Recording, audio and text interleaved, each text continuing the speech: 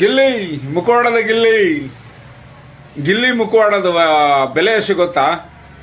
ಅದಕ್ಕೆ ಮುಂಚೆ ಅದು ಕೊನೆಯಲ್ಲಿ ಹೇಳ್ತೀನಿ. ಅದಕ್ಕೆ ಮುಂಚೆ ಈ ಮಾತಾಡೋದಂತ ಅಶ್ವಿನಿ ಮೇಡಮ್ ಅವ್ರಿಗೆ ಹೇಳ್ತೀನಿ. ಅಲ್ಲ ಮೇಡಮ್, ಅಶ್ವಿನಿ ಮೇಡಮ್, ಗಿಲ್ಲಿ ಬಡವ ಅಂತ ಎಲ್ಲಿ ಹೇಳ್ಕೊಂಡಿದ್ದ? ನಿಮ್ಮ ಹತ್ರ ಬಂದು ಹೇಳಿದ್ನ ಅಥವಾ ಕಾರ್ಯಕ್ರಮದಲ್ಲಿ ಎಲ್ಲಾದ್ರೂ ಹೇಳದ್ನ?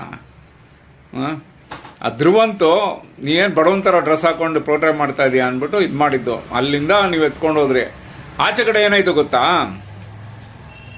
ಬಡವ ಗಿಲ್ಲಿ ಯಾವಾಗ ಬಡವ ಅಂತ ಆಯ್ತು ಅಂದ್ರೆ, ಅಶ್ವಿನಿ ಮೇಡಮ್ ಒಂದು ವಿಡಿಯೋ ಬರುತ್ತೆ. 200 ಮನೆ ಏನೋ 200 ಮನೆ ಬಾಡಿಗೆ ಸಿಗುತ್ತೆ ಅಂತ ಹೇಳಿದಾಗ ಅವಾಗ ಗಿಲ್ಲಿ ಬಡವ ಅಂತ ಶುರುವಾಗಿದ್ದು. ಇನ್ನು ಕೊನೆಯಲ್ಲಿ ಏನಾಯ್ತು ಅಂದ್ರೆ ಜಾತಿನೂ ಸ್ಟಾರ್ಟ್ ಆಗೋಯ್ತು. ಬಿಗ್ ಬಾಸ್ ವೋಟಿಂಗ್ ಅಲ್ಲಿ ಈ ರೀತಿ ಒಂದು ಇದಾಗುತ್ತೆ. ಅದಲ್ಲದೆ ಮೇಡಮ್ ನೀವು ಎಂಟ್ರಿ ಕೊಟ್ಟಿದ್ದು ಯಾವ ರೀತಿ? ನಾನೊಬ್ಬ ಹೋರಾಟಗಾರ್ತಿ ಅಂತ ಎಂಟ್ರಿ ಹೊಡೆದ್ರೆ ಅಲ್ಲಿ ಮಾಡಿದ್ದೆ. ನೀವು ಬರೀ ಹೋರಾಟಗಳೇ ಮಾಡ್ಕೊಂಡ್ ಬಂದ್ಬಿಟ್ರೆ ಅಲ್ಲೂ ಕೂಡ. ಗಿಲ್ಲಿ ಯಾವಾಗ ನಿಮ್ ಕೌಂಟರ್ ಕೊಡೋಕೆ ಶುರು ಮಾಡ್ತಾನೋ ಆ ಟೈಮಲ್ಲಿ ಆಲ್ರೆಡಿ ಆ ಕೌಂಟರ್ ಕೊಟ್ಟು ಗಿಲ್ಲಿ ಬಂದ್ಬಿಟ್ಟು ಜನ ಸಂಪಾದನೆ ಮಾಡೋಕೆ ಶುರು ಮಾಡ್ಬಿಟ್ರು. ಅಲ್ಲ ಆಲ್ರೆಡಿ ನೀವಿನ್ನೂ ಹೋರಾಟಗಾರ್ತಿ ಅಂತ ನಂಗೆ ಹೋಗ್ತಾ ಇದ್ರಿ. ನೀವು ಚೇಂಜ್ ಆಗೋ ಅಷ್ಟೊತ್ತಿಗೆ ಗಿಲ್ಲಿ ಸಂಪಾದನೆ ಮಾಡ್ಬಿಟ್ಟಿದ್ದಲ್ಲ ಆಲ್ರೆಡಿ.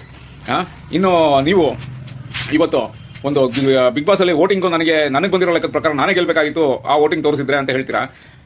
ಆದ್ರೆ ವೋಟಿಂಗ್ ಯಾಕೆ ಫೈನಲ್ ಆಗಿ ತೋರಿಸಿಲ್ಲ ಅಂದ್ರೆ ಎಲ್ಲಿ ನಿಮಗೆ ಬೇಜಾರಾಗುತ್ತೋ ಅನ್ನೋ ಕಾರಣಕ್ಕೆ ಫೈನಲ್ ವೋಟಿಂಗ್ ತೋರಿಸಿಲ್ಲ ಅಲ್ಲಿ. ಇನ್ನೊಂದು, ನಿಮಗೆ ವೋಟ್ ಬಂದಿರೋದು ಯಾರ ಕಡೆಯಿಂದ?